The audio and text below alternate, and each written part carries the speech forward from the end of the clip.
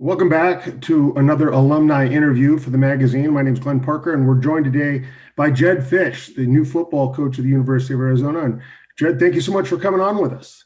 Oh, it's great to be here. I appreciate the invitation and looking forward to talking with you a little bit. Well, the thing is, you were hired in December, and between the pandemic and things moving fast, there's been a lot going on. But what have you noticed so far, just in the short time you've been here? Well, it has been a wild ride of 4 months or so that I got here December 28th. It was my first day when I arrived on campus in Tucson. Lived in a hotel up until about 2.5 weeks ago. And really what we've done is not being able to be on the road recruiting and not really being able to leave campus based on circumstances of, the pandemic. We've really focused in and lived in our little bubble here and our bubble of trying to make sure that we got our guys where we want them to be, had a great spring ball, was able to do a bunch of things with our own players and really build those relationships up. One thing that's happened and become very apparent to the fans, to I think all the alumni, is how much fun you like to have. You seem to be a person who wants to bring fun and get things going. And just how important is that to for the team to turning around a program that hasn't won in 12 games to bring fun into it? Yeah, when I started coaching in 1999 as a student assistant and then a graduate assistant at University of Florida, the one thing that Coach Spurrier used to write on the board every Saturday before kickoff was have fun competing. I've always thought about that and never knew how to use it exactly. And then in 2010, I went to work for Pete Carroll and saw the energy and the enthusiasm and fun that he brought. And then I went and I got with Sean McVay and saw how he did it and how he connected with his guys. And I started really studying Steve Kerr. And Steve Kerr has 4 values, and one of the values he brings is joy. And when you talk about guys that want to have fun, that want to compete, that want to have joy, that want to bring energy and passion, it's something that I just felt so strongly about. And I just wanted to continue to build off of that and continue to make sure that our players loved being a part of our program. So our goal as a coaching staff is to bring joy to our team and really have them have fun competing. You have a way and an approach to growing student athletes, and you call it pro in life, and that's purposeful, resilient, and original. Can you explain that and how that approach works? Yeah, years ago, I was coaching maybe 6 or 7 years ago, and I was coaching in college, and I saw a statistic regarding what the 1.3% of the college guys that are as fortunate as you were. And then to be able to play 12 years, you're probably looking at like 0.6% that could ever have that type of career. So what happens to the other 99.6, whatever happened, or 99.4, whatever happens to the next 98% group? Well, the answer really is that they have to become something different other than an NFL player. And I'll never not encourage our players or do everything we can to help our player become an NFL pro. Like, that's obviously a huge part of it, right? We want to be able to do that. So first and foremost, we say, all right, we want to help you become a pro in life.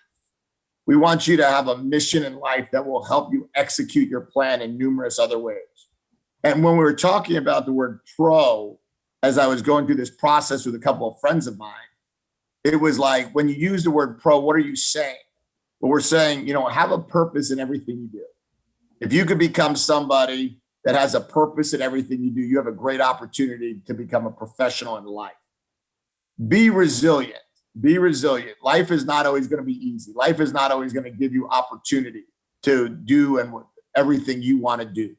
And with that being the case, how are you going to handle that? And then be original. Be original in what you do. Find a way that when you're going through this process that you have an originality amongst yourself, that you are different and really separate yourself. And that to me is a true pro in life. Whether you're a lawyer, a doctor, an NFL player, a businessman, an accountant, I don't really care what it is, a teacher. Go be a pro in everything you do in life, and you'll succeed. So, you've made it through this pandemic, right? And things have moved fast, as we've said. This is a fresh start for Arizona football. It really is. And there's been some challenges, and I'm sure there's bright spots. Can you speak to the challenges and also the bright spots so far? I think the biggest challenges that you'll ever find when you're taking over a program is you have to really make sure that we recognize and understand what happened in the past. And I tell our team this, that those who do not study history are doomed to repeat it. So we have to be able to recognize what caused some of the issues that have occurred. Some things are out of our control, right? A pandemic is out of our control. Whether or not we prepared, whether or not we worked hard in the classroom, whether or not we did the right things off the field, whether or not we stayed healthy, those are things in our control. I'm just a firm believer in, you have a scholarship to play football at the University of Arizona. You owe it to the University of Arizona to give your best product on the field. And that is our mentality. We have a very, very high standard. We don't really accept anything but their best. And we look for competitive greatness at all times. And that's, being your best when your best is needed. And right now, our best is needed every day. We walk on that field. And then on game days, we're going to have to play with some great competitive greatness. Competitive greatness. So talk to me about how competitive is the Pac-12? The conference is great parity. You go back to 2018, the University of Arizona was third in the Pac-12 South at 4-5. The school up north was second at 5-4, and the game went down 42-41. So you win the game, you go for two, you get it, whatever it might be, you stop them at the end. You're 5-4, and you're second in the Pac-12 South. So when you're second in a division, it means that you can win the division at any time. The next year we start 4-1, and then things slip away. So we got to find a way to win. But UCLA is in that same boat. They've gone 3 or 4 years without being in a bowl game. The last bowl game they were in was in 2017 when I was coaching it. So you got to be able to, see what Stanford can do, see what Cal can do, see what Oregon State's gotten better every year. Washington State, has gotten better every year. So there's so many teams out there that are competitive. Colorado took a big jump.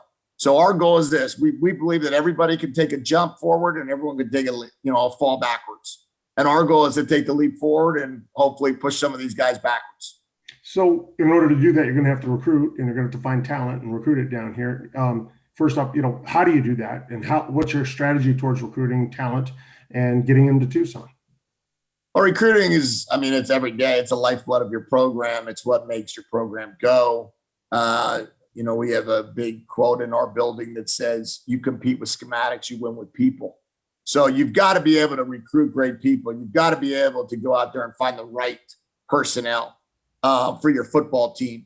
We got to win the state of Arizona first and foremost. It's a huge part of what our culture is. It's a huge part of our program. We want to put the borders out, and we want to make sure that the flagship university, the University of Arizona, is winning the state. We got to win Southern California the best we can, compete with a lot of the other programs that are not from the state of California. We got to compete with schools not from the state of Texas, and we got to compete for players in Vegas, Reno, and Utah. If we do that, we'll be able to get everything we want out of this. We'll be able to win championships. We'll be able to be a special football team. There's no doubt in my mind.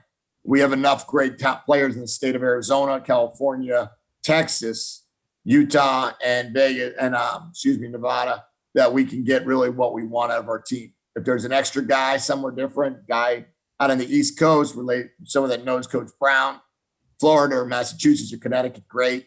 But for us, we're going to live and die off of the West Coast and really do the best job we can here. That's good to hear. It's a refreshing change from the last few years. And so as an alum, I appreciate that. And as a Californian, I appreciate that as well. As a kid that came over and has stayed in Tucson from California, I appreciate it. So last kind of football question that we have for you, and this is a bit of a softball, but I'm going to give you one. What is the ultimate goal for you as the Arizona head coach? To be here for a very long time. If we can accomplish that goal, then all the other goals that we'll have set, we would have accomplished.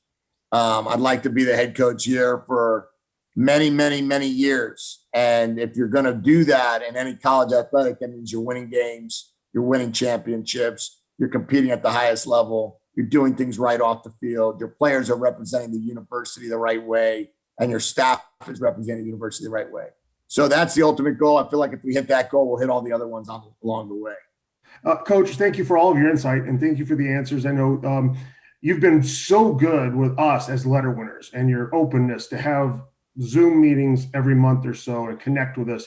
I know it's gone a long way with us, and I know that the greater alumni as at large that will watch this will get a better sense of who you are, and really appreciate you coming on and spending some time with us. And so from Glenn Parker and Coach Jedd Fisch, we want to thank everybody for watching this edition of the Alumni Magazine.